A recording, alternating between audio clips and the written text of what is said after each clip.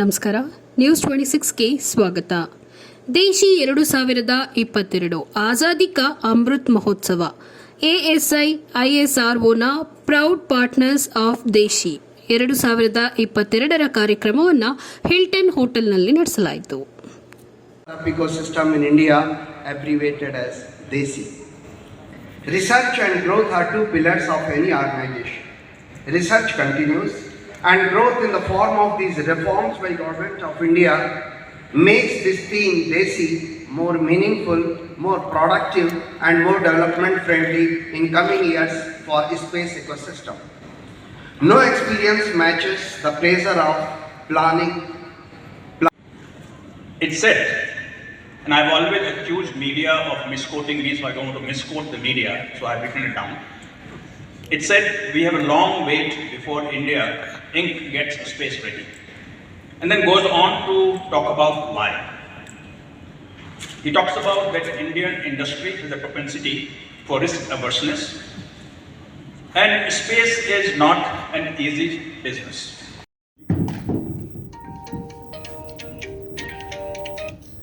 We wanted to develop a space technology course.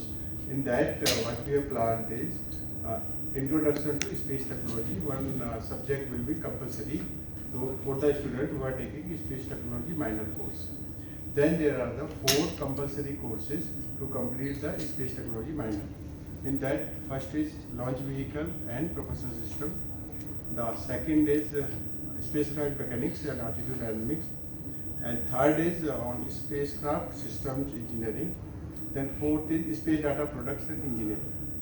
Now these courses will make the student eligible for the space technology minor. Then we thought of one special course on space economics and space law and policy also. So they should know all these aspects. This was made as a optional to the students. Has gotten us here, and I have no doubt that ISRO will take us there. My 9-month exposure to ISRO has really amazed me on what technology, what infrastructure, what people ISRO has inside. And many people outside may not really be aware of what ISRO is made of. Now let me talk about this tag that Indian industry has of risk averse. I don't agree with it. I think the startups who are present here probably are on the other end of the pendulum.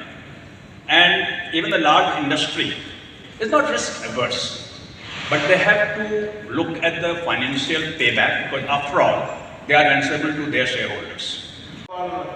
Beloved former Secretary DOS and Chairman ISRO, and I'm very pleased and happy to tell that Sri Kiran Kumar sir, in spite of his busy schedule, he told fine, I will come and I part of this new India economic architecture.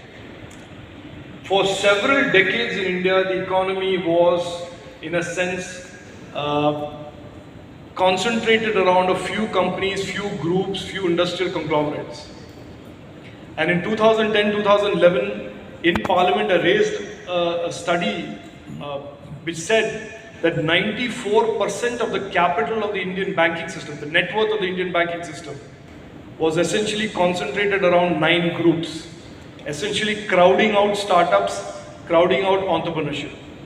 And it is the Prime Minister's vision today that the new India economic architecture will be energized, will be propelled, will be led, will be catalyzed by the energy, the innovation, determination and the hard work of hundreds and thousands of startups from across the country.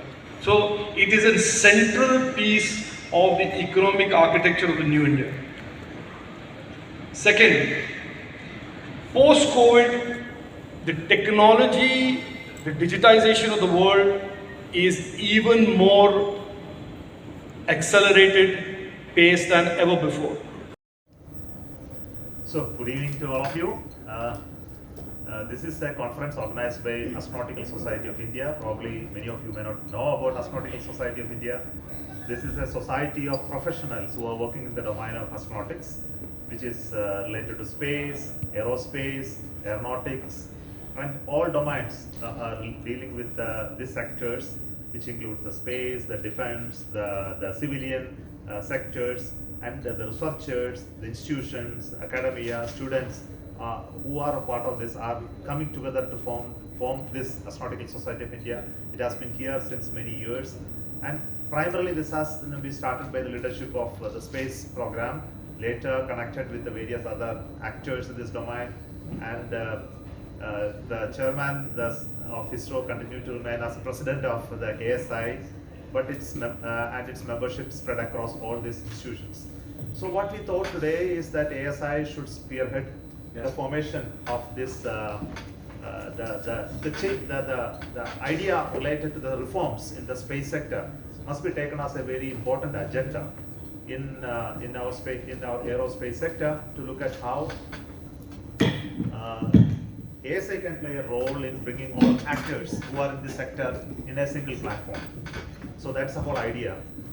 So we were only the facilitators in this conference, and then we tried to bring the governmental actors like ISRO, INSIL, InSpace, and other state governments and other stakeholders in governments, the industries who are in this business, the startups in the space sector, academic institutions, students. So the panels have been set primarily on those themes to look at how the new policy of the government in terms of opening up the space sector is really going to create the very vibrant startup ecosystem in this country. So we looked at from the perspective of the demand, the technology, the role played by the government and the ISRO over the years in creating what we are talking about, the Indian space capability, and on which the further expansion in the space sector can really happen in this startup system.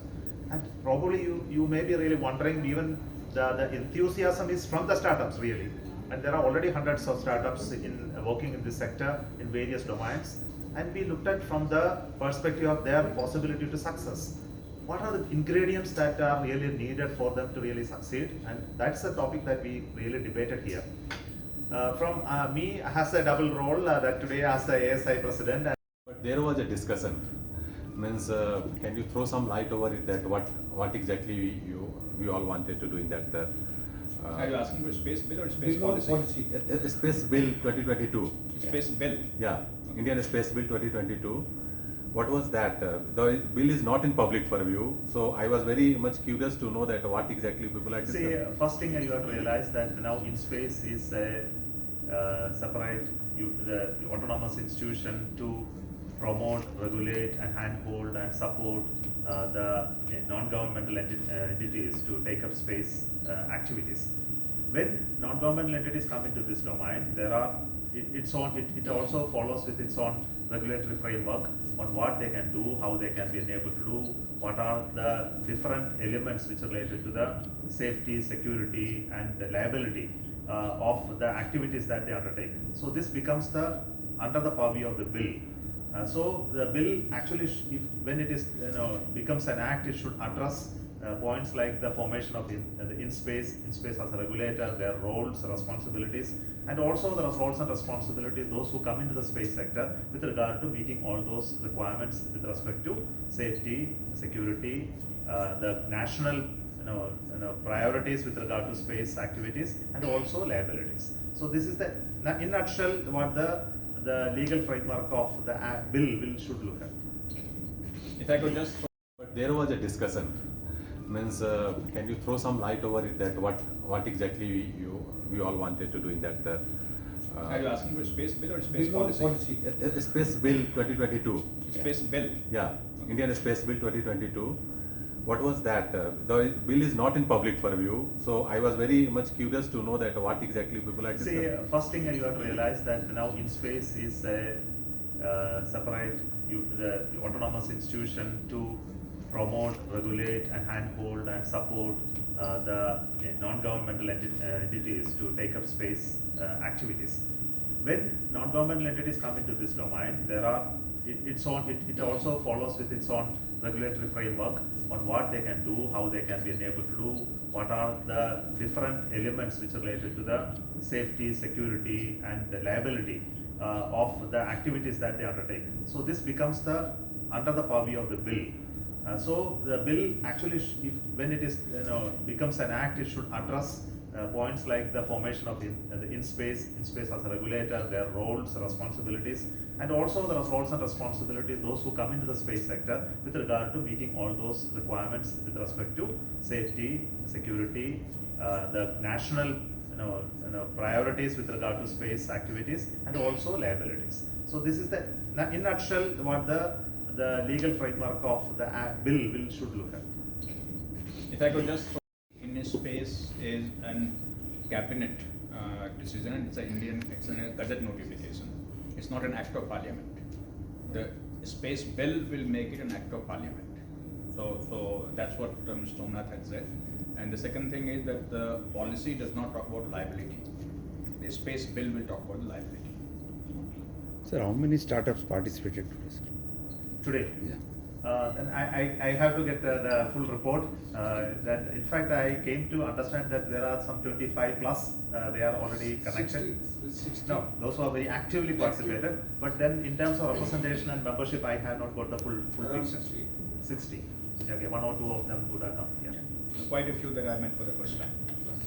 What is the quantum of business India is expecting down the line this 10-year period, coming 10-year period? So you can't use the word business to start with. First, we talk in terms of size of the economy that the space activities will support, will create. For example, if you look at the current state of affairs in terms of the ISRO and the space activities, that the governmental space activities take place, we have been funded by government for typically something like 13,000, 14,000 crores. But Of India to manufacture space objects currently is not fully leveraged.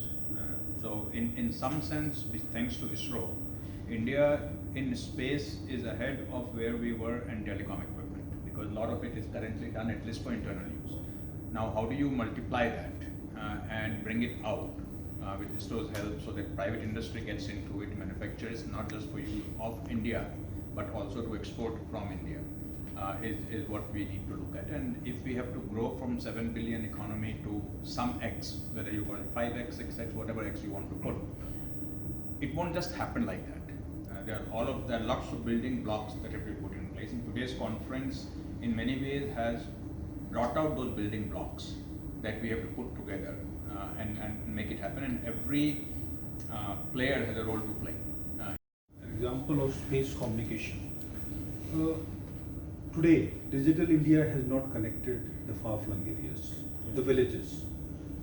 Satellite communication will do that. Now, what it has changed is from geo, which had its own issues, now it will come to the low Earth orbit. And if this digital divide is met, there are economies of scale which will make it cheaper, and more importantly, many other things in the economic domain will improve because there is connectivity. Fintech, other issues, IoT, many other issues.